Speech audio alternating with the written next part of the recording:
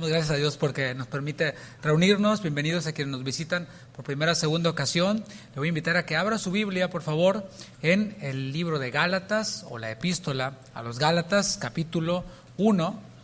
Ese es el tema número 3 de la serie Gálatas, Libertad en Cristo, serie que iniciamos ya hace un par de semanas. Estamos viendo versículo a versículo la epístola a los Gálatas y el día de hoy vemos este tema número 3 que se titula Vidas que producen alabanza a Dios. Y vamos a abarcar desde los versículos 11 hasta el 24 del capítulo 1. Vamos a tomar como base el versículo 23. ¿Ya lo tiene? Dice así: solamente oían decir, aquel que en otro tiempo nos perseguía, ahora predica la fe que en otro tiempo asolaba, y glorificaban a Dios en mí.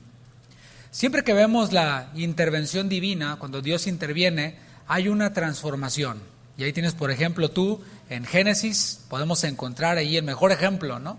La creación estaba desordenada y vacía, la tierra estaba desordenada y vacía, pero cuando Dios intervino por medio de su palabra, cuando Él habló, todo entró en orden, todo entró en perfecta armonía, como continúa hasta el día de hoy.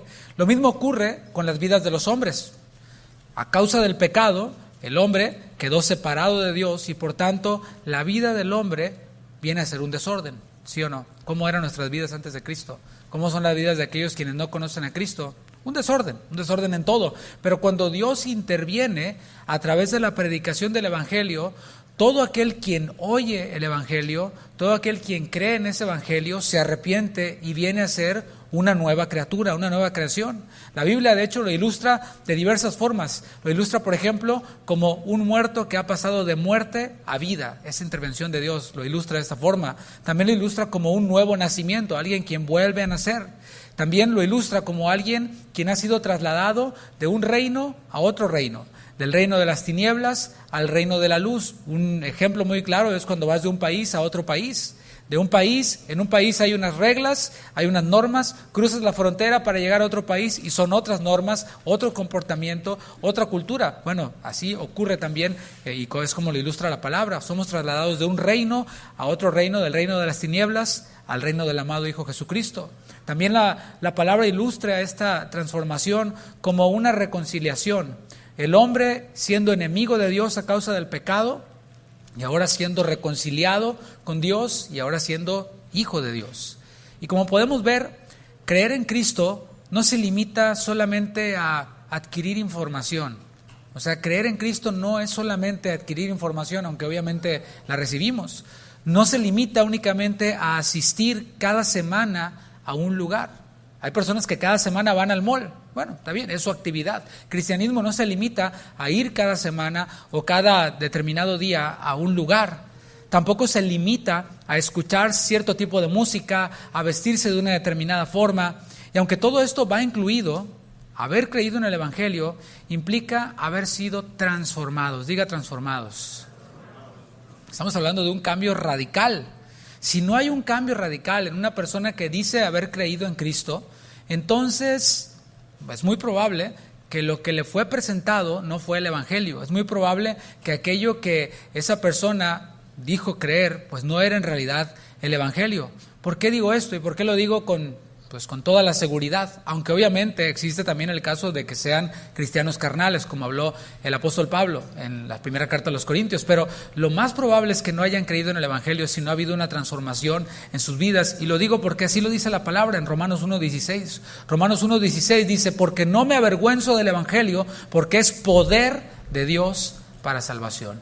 Y esa palabra poder es la palabra dunamis, de donde se deriva nuestra palabra dinamita. ¿Qué ocurre cuando estalla la dinamita, no? O sea, hay una transformación. Es algo completamente distinto cuando hay una explosión. Ya no era antes. Obviamente el obrar de Dios es una dinamita que estalla y sale algo bueno, sale el carácter de Cristo. En los primeros versículos de esta carta hemos sido expuestos a el problema que había en las iglesias, en los creyentes de esta región llamada Galacia. Dice el versículo 6, si estamos ahí en el capítulo 1, hagamos un breve repaso. Dice el versículo 6, ese es el problema. Estoy maravillado de que tan pronto os hayáis alejado del que os llamó por la gracia de Cristo para seguir un evangelio diferente. Versículo 7. No que haya otro, sino que hay algunos que os perturban y quieren pervertir el evangelio de Cristo. El problema que podemos ver es un problema serio. El problema era este: el evangelio había sido pervertido por algunos, estaba siendo pervertido por algunos. Y aquí podemos hacer una parada, una aplicación. Aquí estamos viendo, en versículos 6 y 7, capítulo 1, estamos viendo un verdadero ataque al evangelio. Y digo este énfasis de verdadero ataque porque esta frase de ataque al evangelio pues se ha tomado muy a la ligera. A cualquier cosa hoy se le dice es un ataque al evangelio. A toda oposición, a una opinión, a una postura, a una filosofía, se le dice ataque al evangelio. Por ejemplo, si alguien cree que la mujer predique no es correcto y ve a una mujer predicando, dice eso es un ataque al evangelio. Si alguien cree que el don de lenguas ya no está vigente y ve a alguien hablar en lenguas, dice ese es un ataque al evangelio. Cuando a causa del mal uso de las redes sociales cierran los canales de algunos predicadores / youtubers, y esto lo digo con conocimiento de causa, dicen, me han cerrado mi canal, es un ataque al evangelio. Ya hemos visto, mis hermanos, previamente lo que es el evangelio. Y en palabras del apóstol Pablo, con la palabra de Dios, en un resumen, algo comprimido de lo que es el evangelio. Y hemos visto que evangelio no es mujeres predicando. Evangelio no es hablar o no hablar en lenguas. Evangelio no son canales de YouTube. El evangelio es la buena noticia de que Cristo pagó por nuestros pecados para que todo aquel que crea en Él sea librado del presente siglo malo. El evangelio es eso. La muerte, la sepultura, la resurrección de Cristo. Ese es el evangelio. Por ningún lado vemos mujeres predicando lenguas. Eso no es el evangelio. Vimos también que la distorsión del evangelio que se propagaba en Galacia era una distorsión que parecía ser atractiva. ¿Por qué? Porque prometía algo. Prometía la aceptación de los hombres y también prometía una apariencia religiosa que según esto agradaba a Dios. O sea, ofrecía todo, podías tenerlo todo en esta distorsión del evangelio que se estaba propagando ahí en Galacia. Y por esto Pablo dice, estoy maravillado. Los que introducían esta distorsión del evangelio usaban una estrategia, tenían un plan, estaba todo de una manera pensada. ¿Cuál era esa estrategia? Era el descrédito a través de la acusación. Ellos pretendían transmitir este mensaje, falso evangelio, y su estrategia era por medio del descrédito y de la acusación. Y mis hermanos, si alguien necesita desacreditar, acusar a otros, hablar mal de otros, para darle validez a su mensaje, ese mensaje es muy pobre. Ese mensaje es muy débil, porque no se sostiene por sí mismo el mensaje.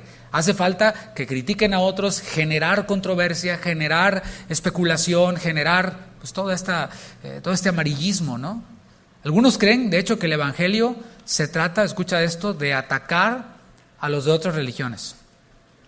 No sé si tú lo has visto en redes sociales.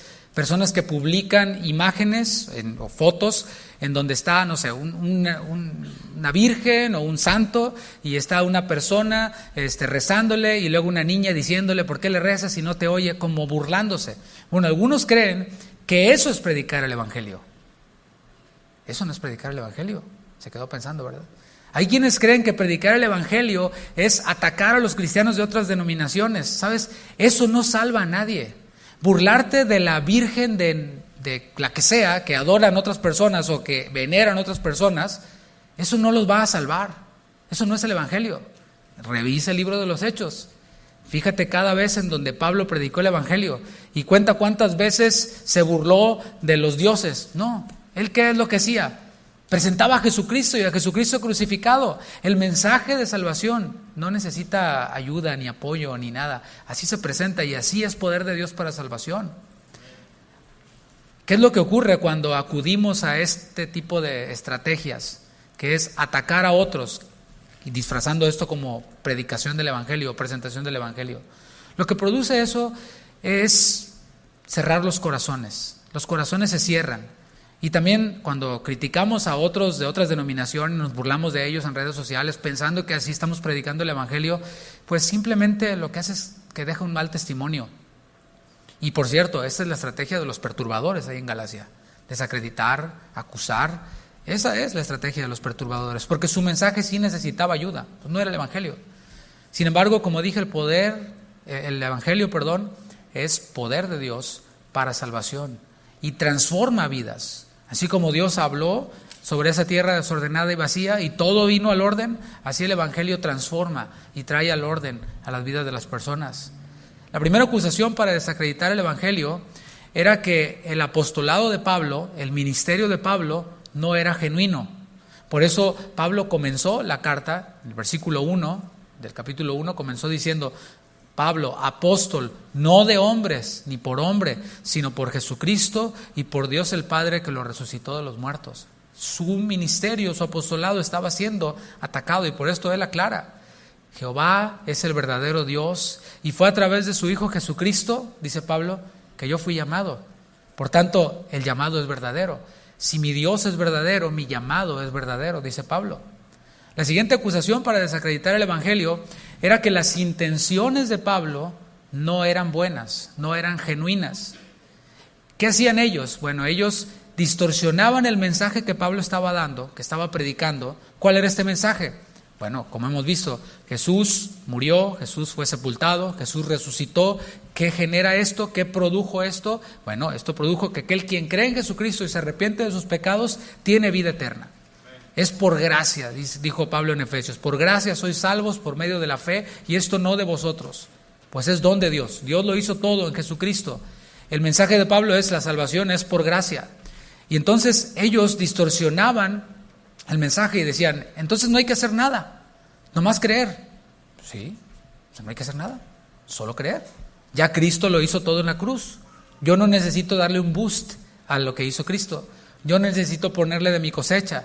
No es que Cristo hace un 50% y yo hago otro 50% en la salvación.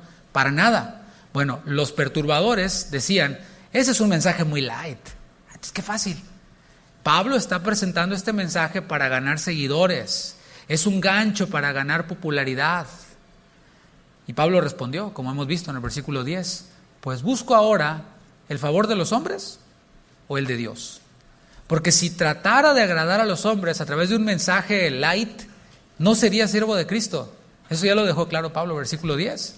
Por tanto, según los perturbadores, el evangelio que Pablo predicaba no era un evangelio genuino. Y ellos decían: no es genuino porque Pablo lo aprendió mal. Ellos decían: ¿quién anduvo con Jesús? No, pues Pedro, Juan, Jacobo y Andrés, y empezaban a contar, ¿no? a los discípulos. ¿Y Pablo? No, Pablo era fariseo, él estaba con Gamaliel, o sea, estaba en otra onda. Entonces no recibió el evangelio junto con los demás, pues lo aprendió mal. Ellos sí tienen el verdadero evangelio, pero Pablo no. Pablo trae algo así como made in China, algo así pirata, ¿no? Algo chafa. Pero los perturbadores decían: nosotros sí tenemos la versión correcta del evangelio, porque bueno, Pedro es nuestro compa, es primo de él, y empezaban a decir que ellos sí tenían la versión correcta del evangelio. Y eso es lo que Pablo va a responder en esta sección que abarca desde el versículo 11, que vamos a ver hoy, hasta el capítulo 2, versículo 10, pero el capítulo 2 lo empezaremos la próxima semana. Dice el versículo 11, aquí arrancamos: mas os hago saber, hermanos, que el evangelio anunciado por mí no es según hombre. La primera frase que vemos aquí en el versículo 11 contiene muchísima enseñanza. Primero aclara a quiénes está dirigiendo estas palabras. Dice: mas os hago saber, ¿qué dice? Hermanos. O sea, cuando hablamos de hermanos, cuando leemos en la Biblia hermanos, sobre todo en el Nuevo Testamento, se refiere a los creyentes. O sea, no se le llama hermano a un incrédulo. No, es a los creyentes. Y a ellos les está dando una información. El texto dice: mas os hago saber. O sea, esos hermanos habían sabido algo, habían recibido una información acerca de Pablo, pero ahora Pablo mismo está dando la información, o la otra parte de la información, la verdadera historia, por decirlo así, de primera mano, por supuesto. Dijo: ustedes les dijeron esto de mí, pero ahora aquí estoy yo les voy a decir cómo están las cosas. Y aquí hay una enseñanza, dije que había mucha enseñanza en esto, hay mucho contenido. Si alguien viene a desacreditar a una persona por medio de acusaciones y así, de entrada deberíamos rechazar a alguien así. De entrada no deberíamos de escuchar, así como que, no sé si tú conoces personas que para quedar bien, su introducción es hablar mal de otros, o hablar mal del clima, o hablar mal del presidente, o hablar mal de... Esa es su tarjeta de presentación. No te recomiendo tener relaciones así. No van a llegar a buen final. Porque imagínate, si habla mal del esposo, se viene la doñita, ¿no?, que la acabas de conocer, y te empieza a hablar mal del esposo, cuidado, porque pues, ¿qué te puedes esperar de ti? ¿La quieres como amiga, en serio, a esa doñita? Bueno, cuidado, ¿no? O sucesivamente, ¿no? Debemos de entrada descartar a personas así, rechazar. No estoy diciendo hacerles daño ni nada, ¿no? Ser groseros, no, simplemente pintar raya, es decir, una relación así, no. Pero siempre que escuchamos algo de otra persona, sobre todo cuando tiene que ver con líderes en la iglesia, dice la palabra, contra un anciano no admitas acusación, sino con 2 o 3 testigos. Y hay que ver también de testigos a testigos, ¿no? Siempre que escuchemos a una persona, hay que estar dispuestos, y de hecho estamos obligados a escuchar la otra versión. Es más, un buen ejercicio sería, si alguien viene y acusa a un anciano en la iglesia, como dice la palabra, ¿y tus testigos? No, pues no, pero es que yo creo, yo siento, y me imagino, y me dijeron, y el otro le dijo, no sé qué. ¿Qué te parece si vamos delante de la persona a quien estás acusando? Y pues lo escuchamos, ¿no? Y me dices lo que me estás diciendo delante de la otra persona. Vas a ver cómo ahí se acaba el argüende. Se van, se desaparecen. No están dispuestos a hacer eso. Siempre que escuchemos a una persona, algo mal que hablan de esta persona, hay que escuchar la otra parte. Y es bíblico y es justo también. Pablo está asumiendo y está sosteniendo lo que enseñó. Aquí podemos ver la evidencia. O sea, él no está diciendo otra cosa para defenderse. O sea, él no está diciendo, me voy a defender. Bueno, lo que dije no lo quise decir así, pero no. No. Él afirma y dice, el evangelio que fue anunciado por mí. O sea, yo les enseñé el evangelio. Y ese evangelio que Pablo enseñó, dice, no es de origen humano. O sea, dice, no es según hombre. Y aunque hay muy buenos predicadores, hay muy buenos intérpretes de las Escrituras, mis hermanos, no son infalibles. De hecho, todo ser humano que incluso explica e interpreta la Escritura, pues tenemos un margen de error. O sea, podemos equivocarnos, podemos interpretar mal o aplicar mal una palabra, un versículo. O sea, somos falibles, no somos infalibles. Así que, ¿cuál es el llamado aquí para nosotros? Es que hemos de comprometernos con lo que dijo Jesús, no con lo que dijo otro que dijo Jesús. ¿Sí me explico? O sea, Pablo dice, lo que yo les prediqué no es según mi rollo, no es según hombre, es según Dios, lo recibí de Dios. La aplicación para nosotros es igual, vayamos a lo que dijo Jesús. Es que Jesús dijo, ok, pues yo también puedo abrir la Biblia y puedo tratar de entender qué fue lo que Jesús dijo. No sé si me explico, sobre todo cuando es algo que tú siempre has creído y que se ha enseñado todo el tiempo, que es doctrina esencial, que alguien de pronto te sale con algo nuevo y dice, no es así, es que mira, Jesús no dijo lo que dijo. Él en realidad quería decir otra cosa, pero no dijo lo que dijo. Y ahí, mis hermanos, es en donde hay que encender todas las luces rojas, ¿no? Hay que conformarnos con lo que dijo Jesús. Y eso que digo es profundo también porque a veces puede ser un predicador de pronto muy popular, puede ser un autor de libros muy popular, puede incluso tener un título de teología. Y mis hermanos, hemos de estar comprometidos con lo que dijo Jesús, no con lo que dijo un predicador, no con lo que dijo un reformador, no con lo que dice una denominación, sino con lo que dijo Jesús. Amén. ¿Okay? Y aquí nos incluimos nosotros, o sea, nosotros estamos incluidos. Si nosotros, dijo Pablo, o un ángel del cielo les predica otra cosa, pues sea anatema, sea separado para destrucción. Ahora va a comenzar a decir cómo fue que él recibió el evangelio, versículo 12. Dice, pues yo ni lo recibí ni lo aprendí de hombre alguno, sino por revelación de Jesucristo. Está hablando del evangelio. Él no recibió el evangelio de un hombre, sino por revelación de Jesucristo. Recuerda que Pablo está hablando de lo genuino de su llamado a ser apóstol. Eso es algo particular de Pablo. A Pablo no lo evangelizó ningún hombre, solo a Pablo, O sea, a él no lo evangelizó ningún hombre. Como por ejemplo lo vemos en el libro de los Hechos capítulo 8, vemos como un eunuco etíope iba en un carruaje, iba leyendo el rollo de Isaías, entonces se acerca a Felipe y le dice, oye, ¿entiendes lo que lees? Y pues, no, pero si me explican, le voy a entender, ¿no? Entonces le explica y él recibe el evangelio y le dice, allá hay agua que impide que sea bautizado, se bautiza. Bueno, allí vemos a Felipe evangelizando al eunuco etíope, pero a Pablo no le predicó nadie. A él no le predicó un hombre. En Hechos 9, él relata su conversión. A ese encuentro de Hechos 9, Pablo lo describe aquí en Gálatas 1 como una revelación. Esta palabra es familiar para nosotros. En el original, para revelación, está la palabra apocalipsios. ¿Te suena? Es de donde viene apocalipsis. ¿Qué es apocalipsios o revelación? Es quitar un velo de algo. Así como un telón, ¿sí? ¿Te acuerdas el programa Chabelo? Cuando estaba la catafixia, y estaban los premios, estaban atrás de un telón. Bueno, después quitaban el telón y ahí salía la lavadora, ¿no? Salía la motocicleta o lo que dieran. Bueno, eso es apocalipsis, es quitar un velo para revelar algo que había estado oculto. Bueno, Pablo está diciendo que a él se le reveló, se quitó el velo, Jesús mismo se le reveló. Jesús mismo, mis hermanos, es el evangelio. O sea, Pablo iba en camino a Damasco y allí se le reveló el Señor Jesús, el evangelio mismo. Jesús es el verbo, dice Juan, en Juan 1, en el principio era el verbo, el discurso, y el verbo era con Dios, y el verbo era Dios, era en el principio con Dios. Jesús mismo es el evangelio, él mismo es el mensaje, él mismo es el mensajero, y allí se le reveló. Jesús dijo de sí mismo, yo soy la resurrección y la vida, el que cree en mí, aunque esté muerto, vivirá. El evangelio no es solo un discurso, no es solo un buen discurso. El evangelio es Jesucristo.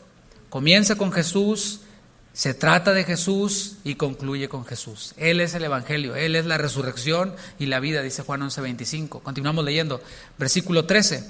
Fíjate cómo Pablo ahora continúa dando su testimonio para defender lo genuino de su apostolado y lo genuino del evangelio.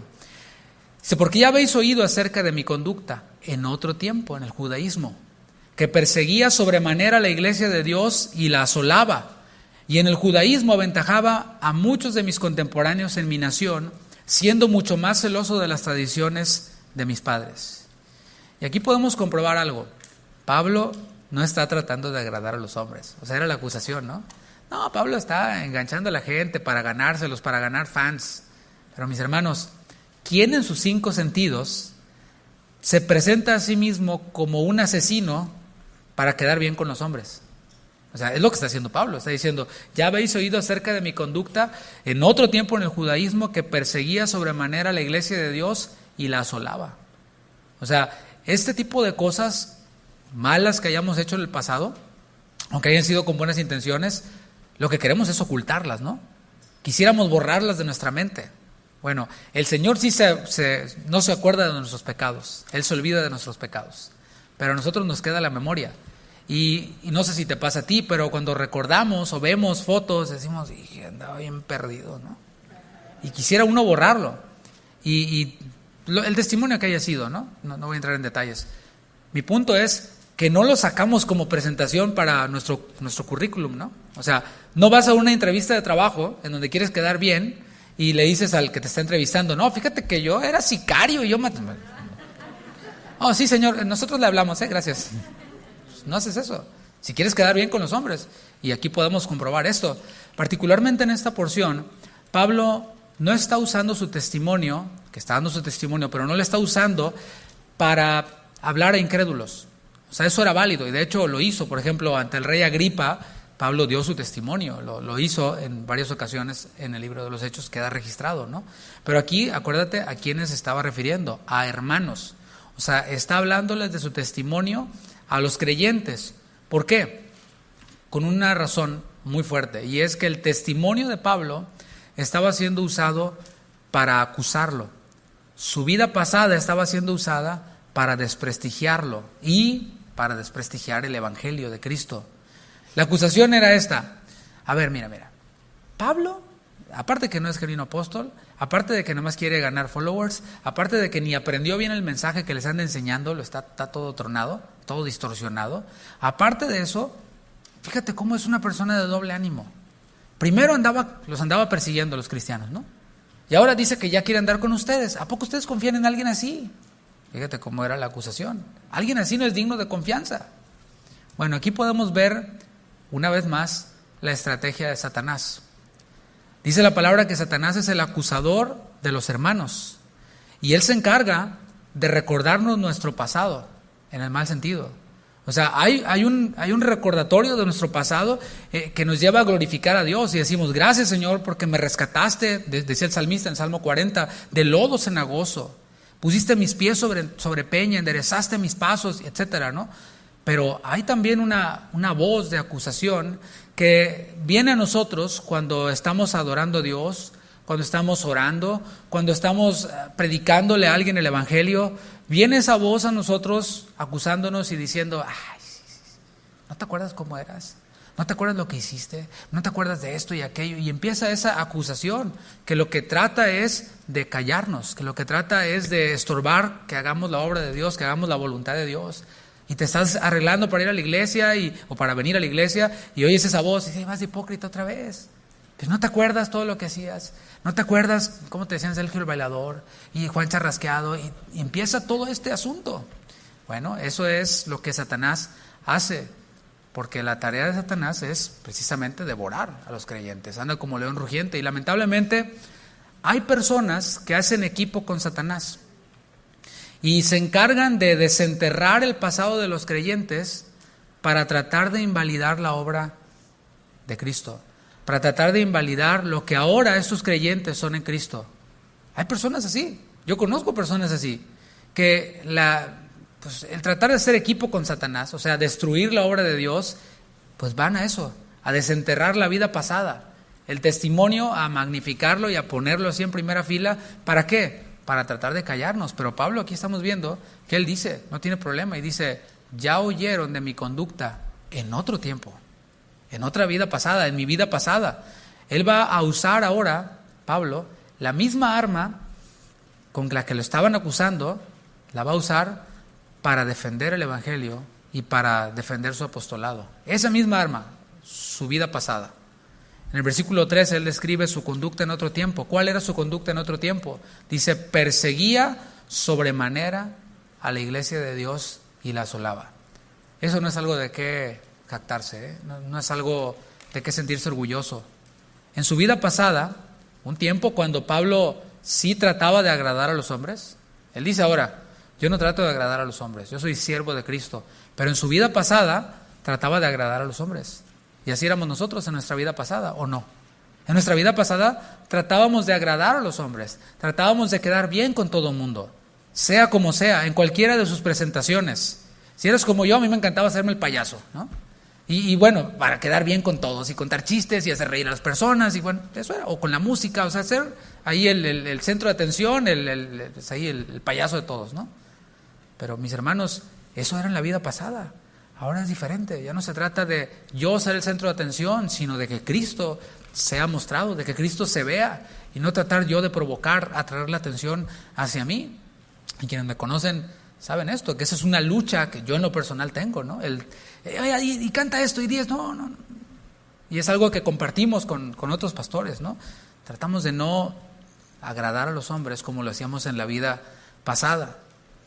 Los líderes religiosos, por ejemplo, hablando de la persecución en la iglesia, ellos no sabían qué hacer con los cristianos. Y lo vemos al principio de la iglesia, cuando en Hechos 5 vemos cómo aquel cojo de nacimiento fue sanado, los apóstoles oraron por él, le dijeron, no tengo plata ni oro, pero lo que tenemos te damos, y en el nombre de Jesús levántate. Y aquel cojo que tenía muchos años ahí en la puerta pidiendo limosna se levantó y danzaba. Bueno, esto causó por supuesto una sorpresa en todos, el evangelio fue predicado y por supuesto que a los líderes religiosos pues no les gustó esto. O sea, no es que no les gustó que el cojo fuera sanado, lo que no les gustó fue en qué nombre fue sanado ese cojo, con qué poder y a quién estaban predicando los apóstoles. Así que ellos no sabían qué hacer, no sabían si matarlos, no sabían si apedrarlos, no sabían qué hacer. Así que cuando estaban allí tratando de liberar qué es lo que iban a hacer, intervino, quiero decir, un hombre llamado Gamaliel, era un rabí. Y este rabí llamado Gamaliel, quien por cierto fue maestro de Pablo o de Saulo en ese tiempo, él les dijo, ¿saben qué? Pues déjenlos ir. Él intercedió por los cristianos en ese tiempo. Él dijo, si es de Dios va a permanecer, y si no, pues se va a acabar. Y puso algunos ejemplos, ¿no? aunque sabemos que esa no es la mejor alternativa para decir si algo es de Dios o no es de Dios, ¿no? Hay cosas que llevan años y permanecen y eso no quiere decir que sean de Dios. Pero eso fue lo mejor que pudo hacer Gamaliel, mantener ahí la calma, ser político, pero Saulo no. Él dice, en otro tiempo yo aventajaba a mis padres, o sea, a todos quienes eran antes que él y de mayor autoridad. Yo los aventajaba. Lo vemos a él en Hechos 8 consintiendo la muerte de Esteban. O sea, él dice, yo di mi voto para que Esteban fuera apedreado.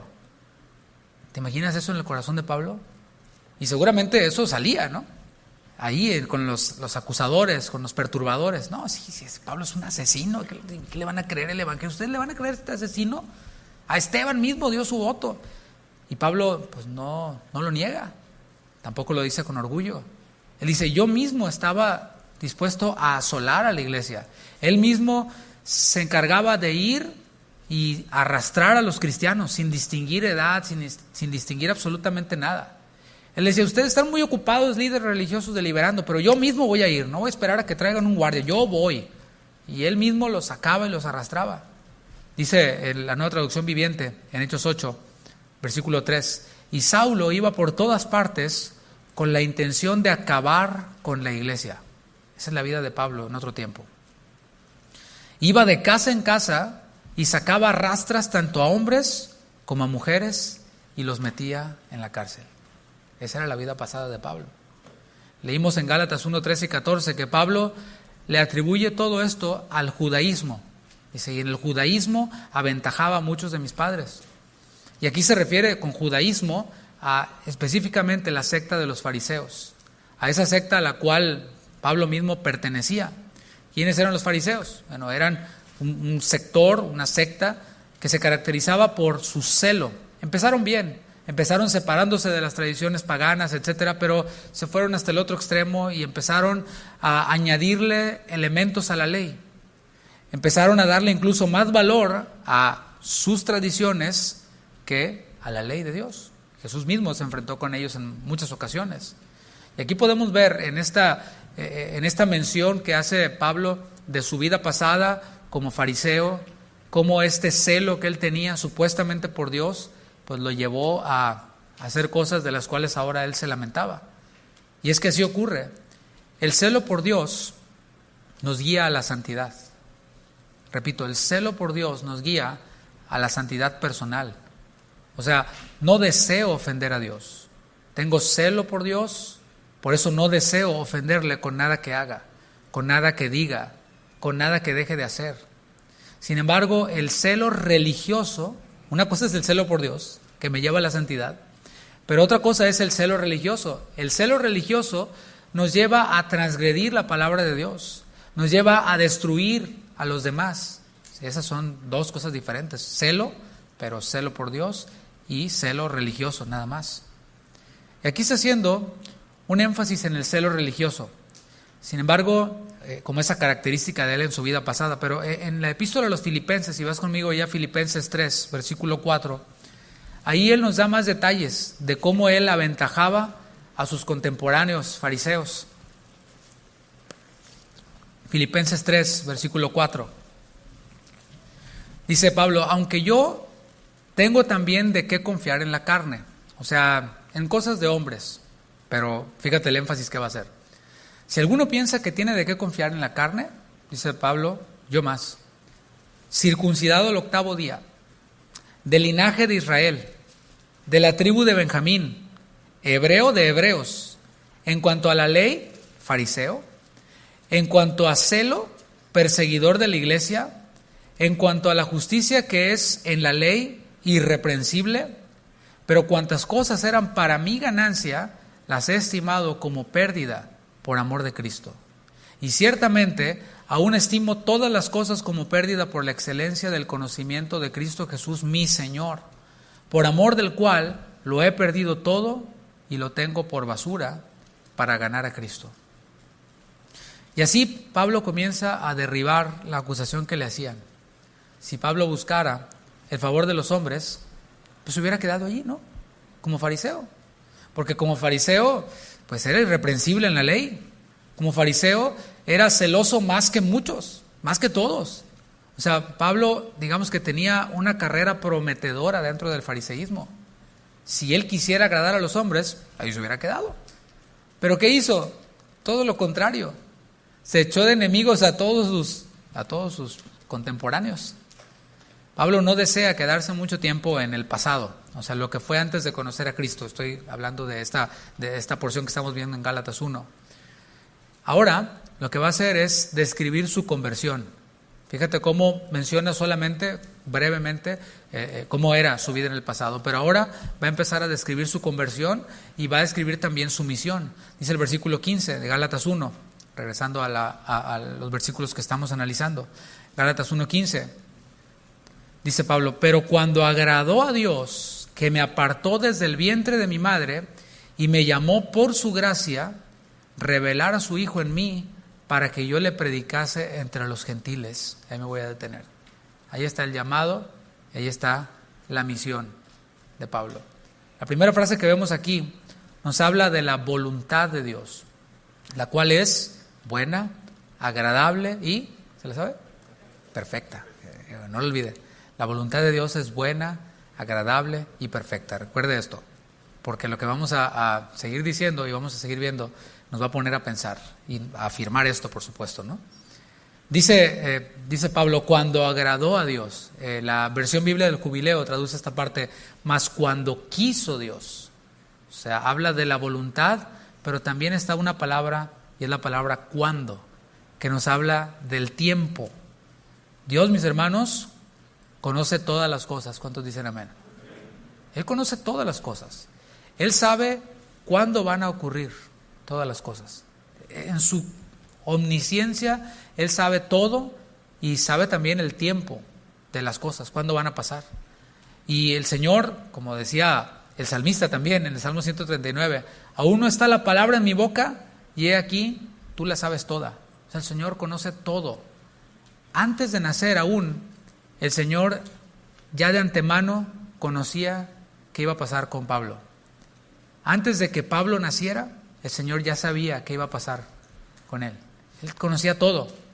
Él de antemano conocía que Pablo, en camino a Damasco, cuando fuera derribado por esa luz y que le fuera revelado Jesucristo, Pablo no iba a ser rebelde a la visión celestial. Recuerda esto, Pablo pudo ser rebelde a la visión celestial. Él pudo haber caído al suelo sin ver y se pudo haber revelado al Señor. Y vemos, por ejemplo, a esos dos malhechores que estaban junto a la cruz. Uno de ellos creyó y le dijo, acuérdate de mí cuando estés en tu reino.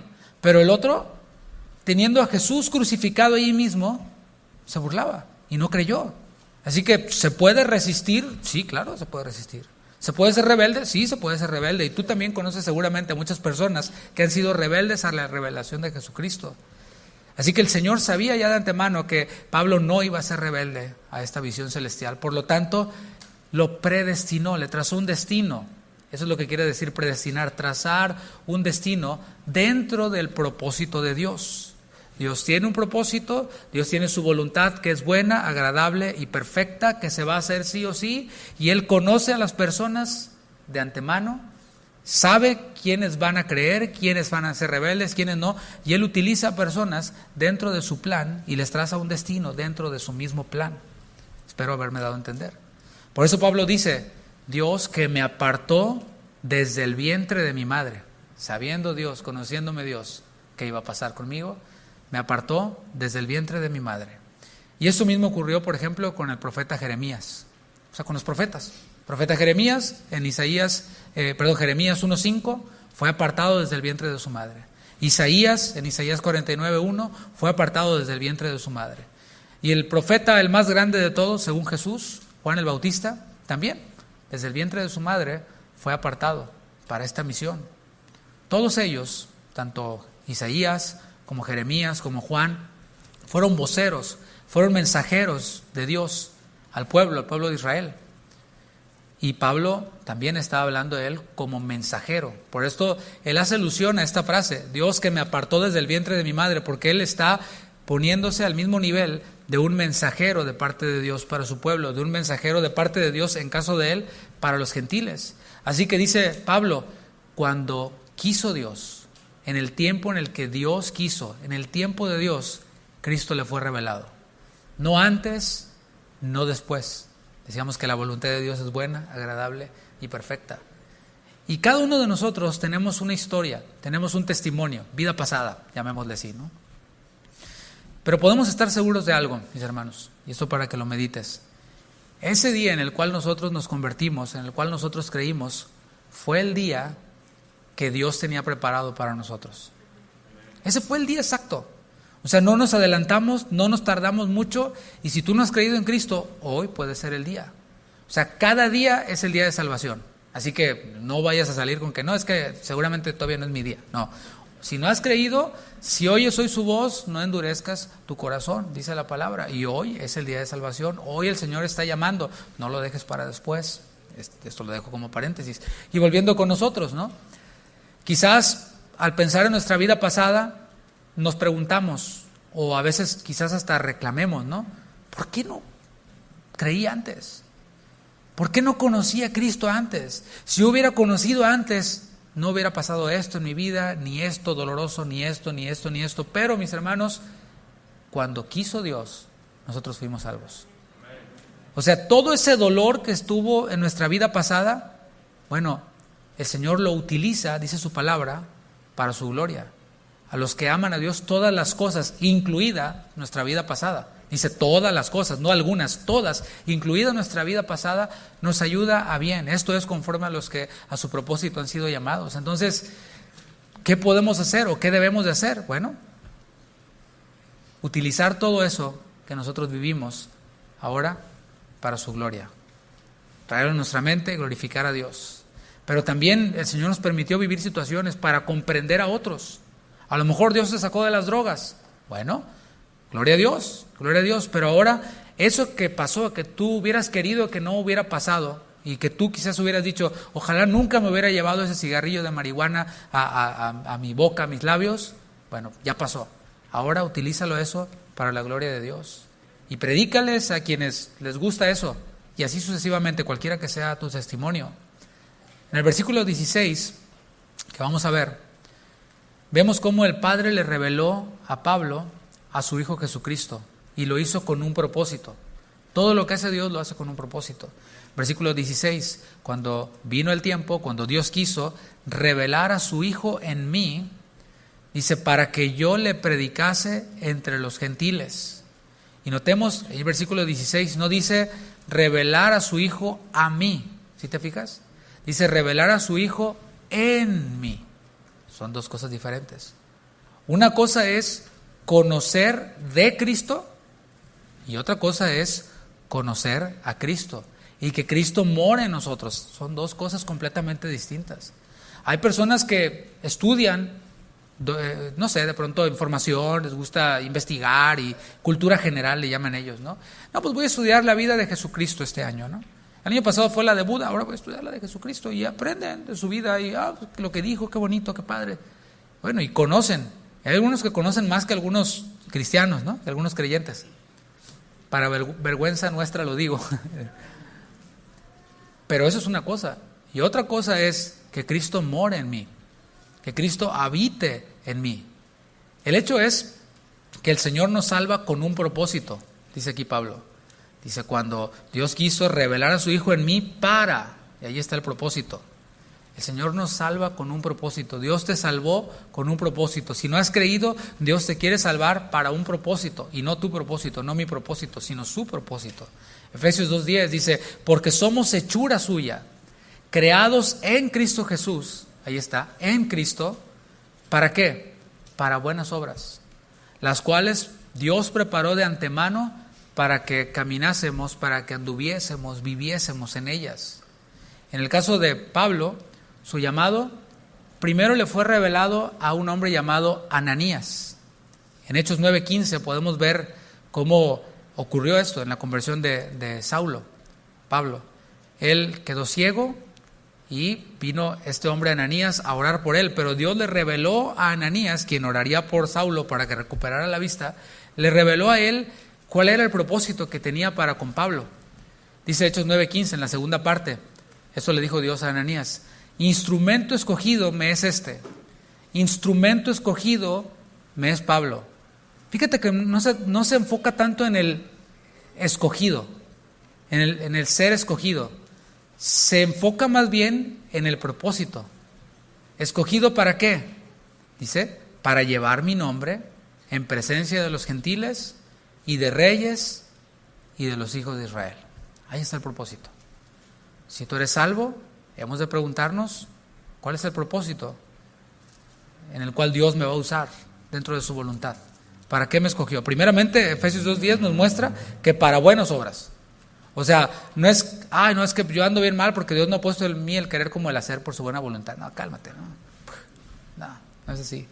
El Señor preparó de antemano esas buenas obras y nosotros hemos de vivir en ellas, y vemos cómo más específicamente nos dice también lo que hemos de hacer, como ocurrió con Pablo. Todo esto, tanto la salvación como el llamado al ministerio, al servicio, todo fue por su gracia. Ahí leímos, ¿no? Que dice, revelar a su Hijo en mí para que yo lo predicase entre los gentiles. Y dice, fue por su gracia. No es que Dios vio algo bueno en nosotros para salvarnos. No, o sea, es que hay canciones, no sé qué viste en mí para quererme. Pues nada. Bueno, nada. Nuestro pecado. Eso es todo. No es que Dios vio algo bueno en nosotros, en el caso, hablo en mi caso, para llamarme al ministerio. No es que Dios dijo, mira qué bonito, lo necesito para mi obra. Por supuesto que no. O sea, dijo Pablo, a él le plació salvar a los pecadores, de los cuales yo soy el primero. Y dice Pablo, yo no soy digno de ser llamado apóstol, porque perseguía a la iglesia. O sea, yo era el último en el cual Dios se hubiera podido fijar para llamarme al ministerio. Pero todo es por su gracia. O sea, el reconocer esto, no había nada bueno en mí como para que Dios me salvara.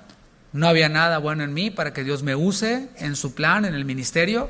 ¿Sabes qué es a lo que nos lleva eso? Y no es a la baja autoestima. No, hace que se vea más grande la gracia de Dios. Es lo que pasa. Se ve más grande la gracia de Dios cuando rescata a un inmundo pecador. Y lo limpia, le quita todo el cochambre y toda la mugre, lo transforma y ahora es para su gloria. Pero cuando no, pues yo ya era como los fariseos, ¿no? No, nosotros ya no necesitamos de nada, nosotros ya estamos logrados. ¿Sí qué? Jesús dijo, los sanos no tienen necesidad de médico. No, el Señor vino ¿a quiénes? A los tuertos, a los cojos, a los ciegos. ¿Para qué? Para que su gracia, su favor, se vea más grande. Continuamos leyendo el versículo 16 de Gálatas 1. Dice, cuando el Señor reveló a su Hijo en mí, dice Pablo, no consulté enseguida con carne y sangre, o sea, con personas, ni subí a Jerusalén a los que eran apóstoles antes que yo, sino que fui a Arabia y volví de nuevo a Damasco. Aquí Pablo continúa con la idea que planteó en versículos 11 y 12. ¿Qué dijo ahí? Dijo, el evangelio anunciado por mí no es según hombre, pues yo ni lo recibí ni lo aprendí de hombre alguno. Ni su llamado, ni el evangelio fue por intervención humana, sino directamente de Dios, en el caso de Pablo. La acusación, acuérdate, era que el evangelio que predicaba estaba adulterado porque lo había aprendido mal de los apóstoles. Pero él testifica aquí que lo que ocurrió después de que le fue revelado Jesucristo en camino a Damasco, pues no tuvo nada que ver con ir a una escuela a aprender, no, de hombres. Por el relato en Hechos 9, que narra la conversión de Pablo, Pablo fue llevado de la mano a una casa en Damasco, en donde estuvo sin ver, estuvo sin comer y estuvo sin beber por 3 días. Ahí estaba Pablo. Luego llega Ananías, impone sus manos, recobra la vista, y Pablo nos indica que después de allí, él estuvo en Arabia. O sea, nada que ver con Jerusalén. Estuvo en Arabia. Allí en Arabia es en donde se encuentra Horeb, el monte de Dios, ahí en donde Moisés y Elías se apartaron para pasar tiempo con el Señor. En ese lugar, Pablo pasó 3 años. 3 años Pablo estuvo allí, en Arabia, solo. ¿Cuántos años dije? 3 años. ¿Cuántos años pasó Jesús con sus discípulos en su ministerio? Pues ahí estuvo 3 años. Y mis hermanos, es necesario que nosotros asimismo seamos discipulados antes de iniciar a servir, antes de iniciar, de acuerdo a la responsabilidad, así debe ser el discipulado que hemos de tener. O sea, el Señor no salva a una persona y a la otra semana ya es pastor. No. El mismo Pablo le dijo en las cartas pastorales, no un neófito, no un nuevo creyente, no un recién plantado, porque se envanecen y caen en la condenación de Satanás, en la tentación. Podemos ver entonces que Pablo estuvo 3 años, tiempo de discipulado, ahí estuvo guardadito, 3 años, recibiendo el Evangelio directamente de Jesucristo. Clases particulares, Jesús con Pablo. Y así podemos aplicar esto. O sea, si quieres servir en la iglesia local, pues has de pasar primero por un discipulado. Por lo menos lo básico, o sea, pongámonos de acuerdo. Obviamente para limpiar, etcétera, no necesitas tener una licenciatura en teología, ¿no? De acuerdo a la responsabilidad es como nos vamos preparando, pero tiene que haber un discipulado, por lo menos en cualquier área en donde sirvamos. Así nosotros lo creemos, así nosotros lo enseñamos. Y si a lo mejor tú ya eres miembro y dices, ¿por qué no sirvo todavía? O sea, no sirvo en la iglesia, de servicio. Pues porque no te conectas al discipulado, no te discipulas, jamás vas a servir. O sea, ya llevo 10 años, pues no, o sea, si no te conectas en 20 todavía no. ¿Por qué? Porque esto lo vemos en la palabra. ¿Es bíblico o no es bíblico? Pues claro.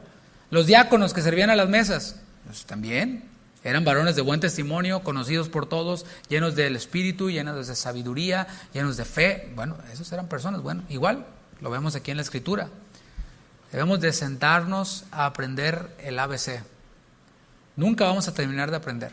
El principio que vemos aquí es saludable, es bíblico, de primero conocer y ser discípulo antes de hacer cualquier cosa.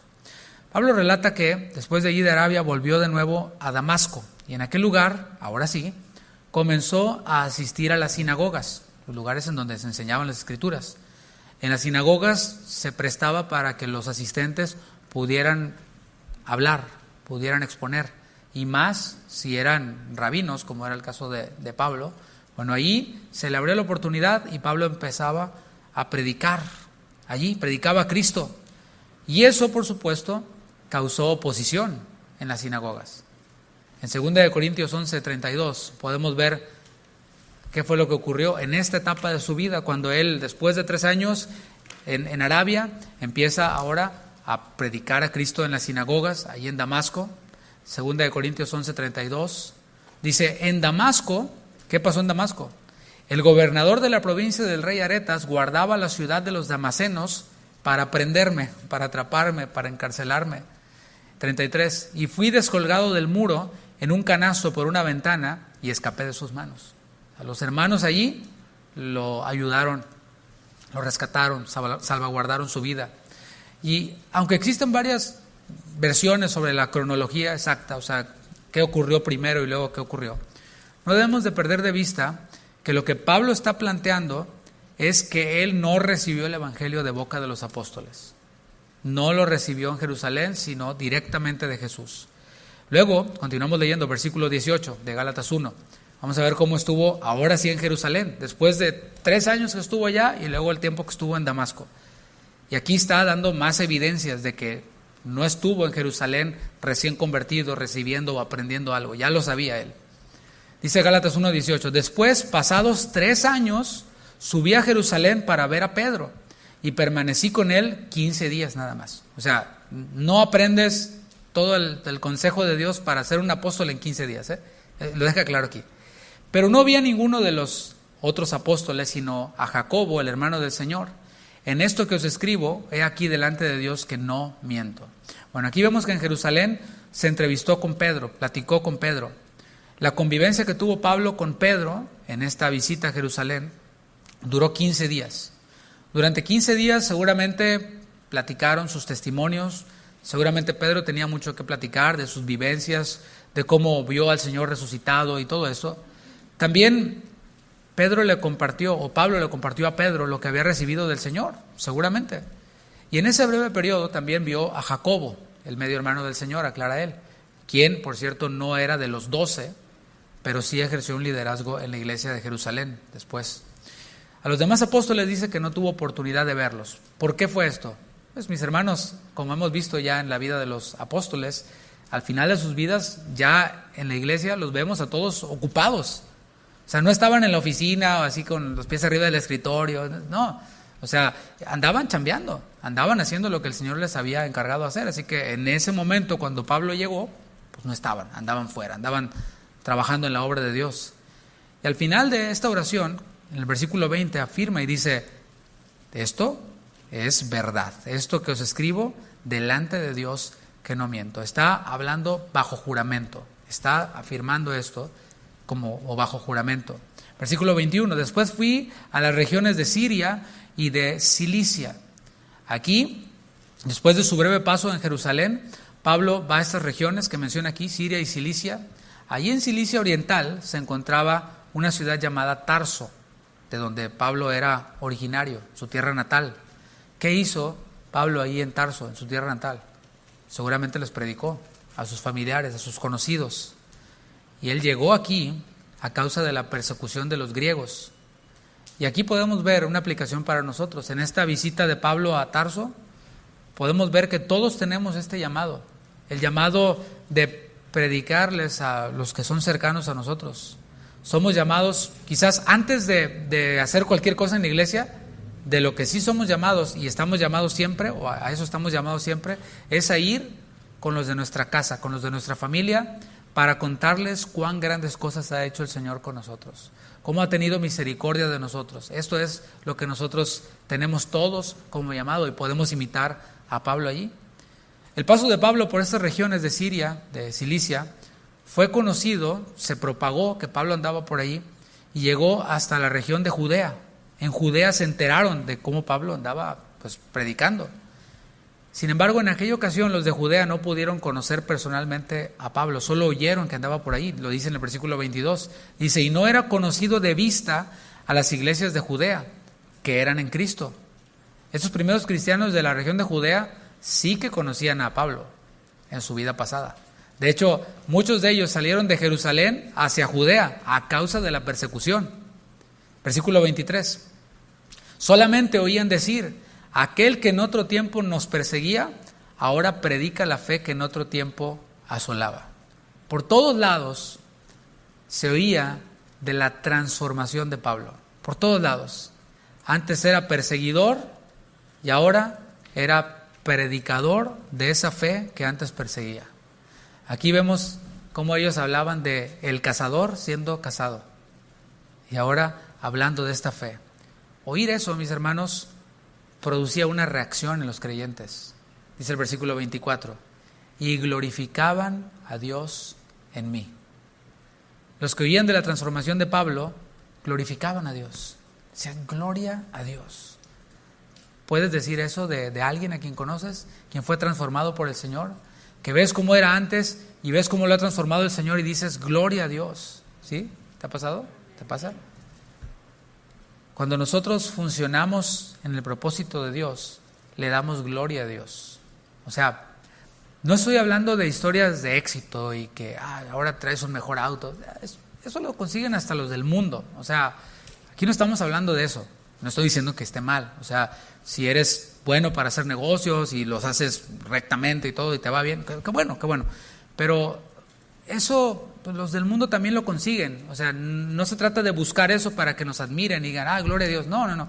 Aquí estamos hablando de un Pablo, pues ya vimos cómo fue su trayectoria hasta el momento en el que está narrando, ¿no? El perseguidor ahora fue alcanzado y ahora predica esa fe que antes asolaba. Y quizás así digan de nosotros, ese que se burlaba de los cristianos, ahora se congrega, ahora sirve a Dios, ahora ha sido transformado y ahora él es un aleluya, ¿verdad? Como decía él. Pablo ha dejado claro con una línea de tiempo, sí, cronológicamente, que el evangelio que predica no lo recibió de hombres. Esto lo ha dejado claro, este es el propósito. Y mientras que él narra esto, podemos concluir con una pregunta, mientras que él narró esto. La pregunta es esta: ¿hay otros que alaben y glorifiquen a Dios por nuestras vidas? Piénsalo. Yo pregunté, ¿tú conoces a alguien por quien tú alabes a Dios por su transformación? Ahora la pregunta es, ¿habrá otros que alaben y glorifiquen a Dios por mi vida? Fíjate que hay dos aplicaciones aquí, o sea, dos grupos de personas que pueden glorificar a Dios en nuestras vidas.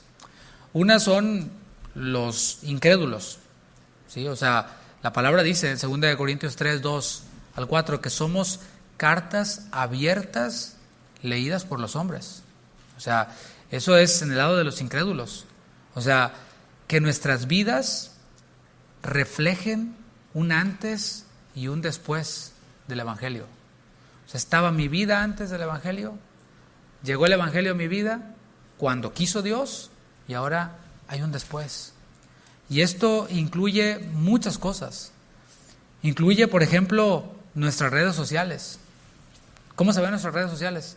¿Ya le hiciste una revisadita? ¿A qué páginas le has puesto like ahí en tu Facebook? Que todos ven, ¿eh? Ah, mira, el brother, el hermano, voy a meter, le gusta la corona, tiene el like y no la corona de la vida, ¿verdad? Daddy Yankee, ¿no? No. Bueno, démosle una revisadita porque somos cartas abiertas leídas por los hombres. Se ve un antes y un después. En nuestras redes sociales, en las fotos que subimos en redes sociales, ¿no? Porque luego platicaba el otro día con un pastor, ¿no?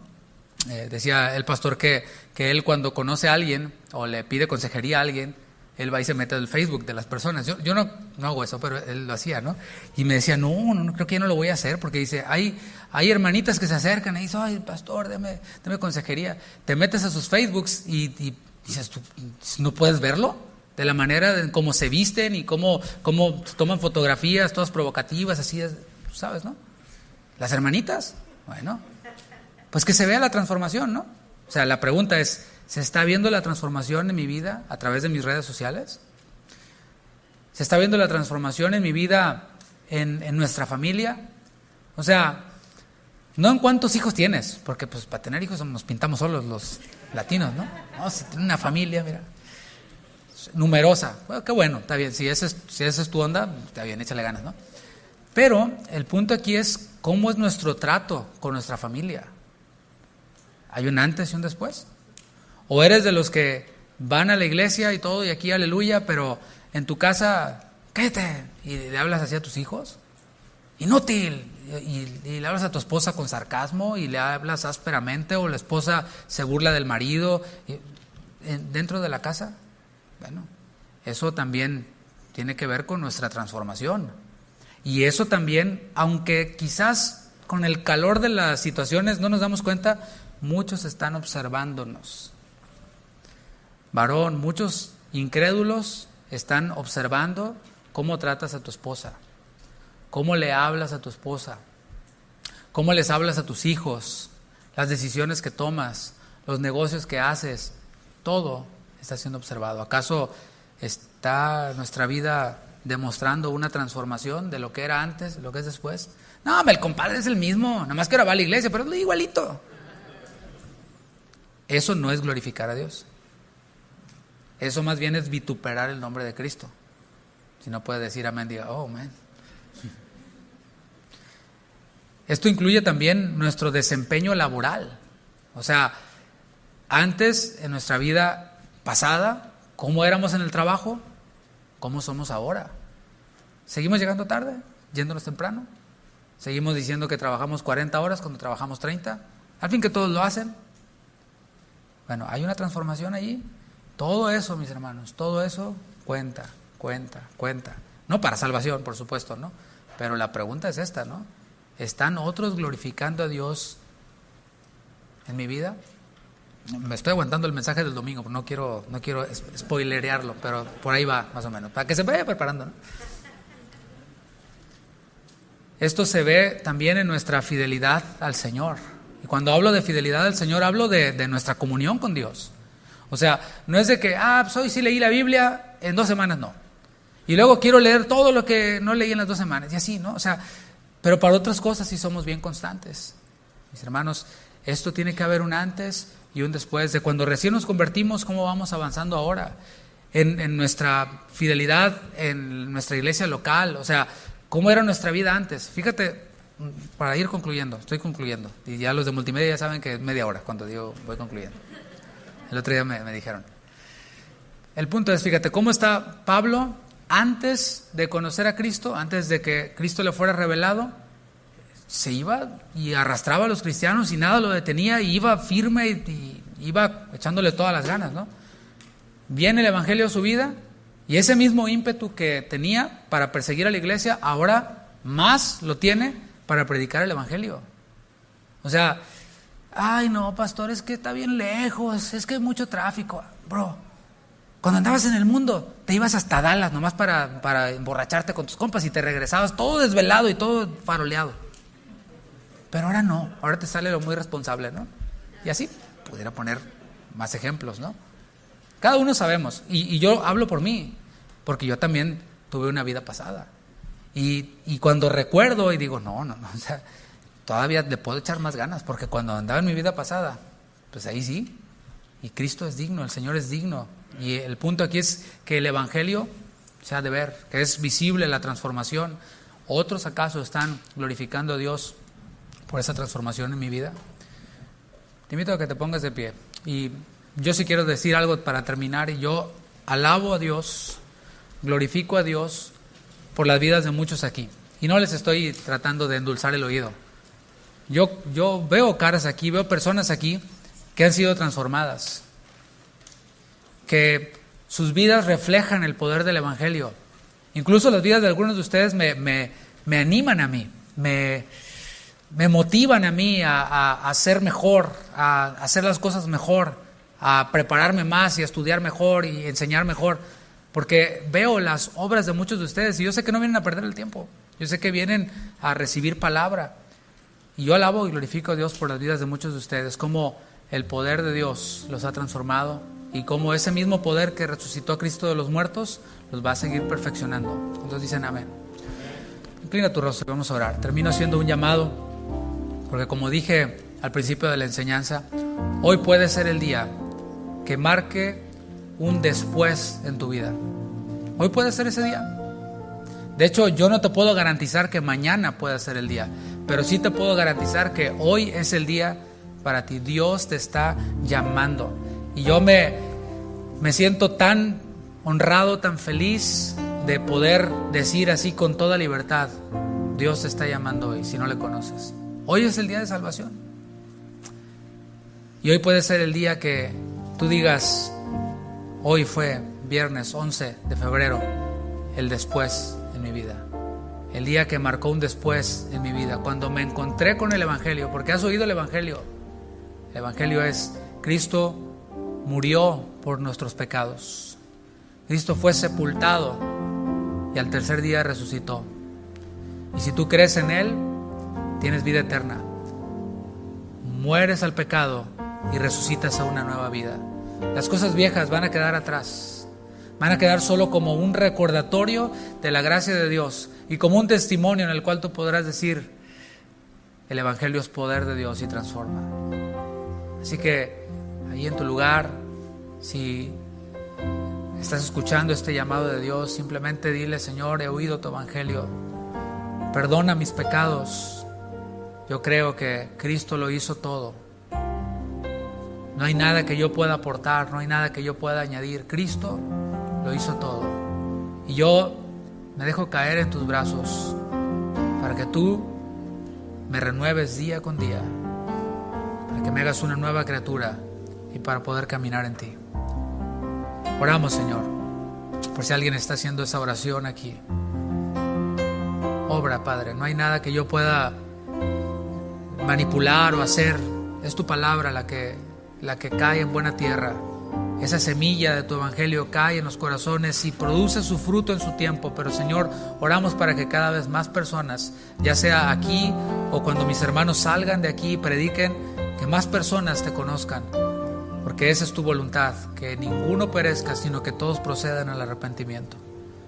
Gracias por este tiempo. Y también, Señor, Oramos por aquellos quienes el día de hoy quizás se dieron cuenta de que no se ve mucha transformación, que no hay mucho que otros glorifiquen a Dios en sus vidas. Bueno, Señor, aún tú ahí muestras tu misericordia y nos alertas para que nos levantemos y podamos corregir en nuestras vidas aquello que necesita ser corregido. Es con tu Espíritu. Gracias porque no nos dejas solos, nos das a tu Espíritu. Gracias, Señor, por tu palabra y gracias por esta noche. En el nombre de Jesús. Gracias, Señor. Amén. Amén. Damos un aplauso al Señor.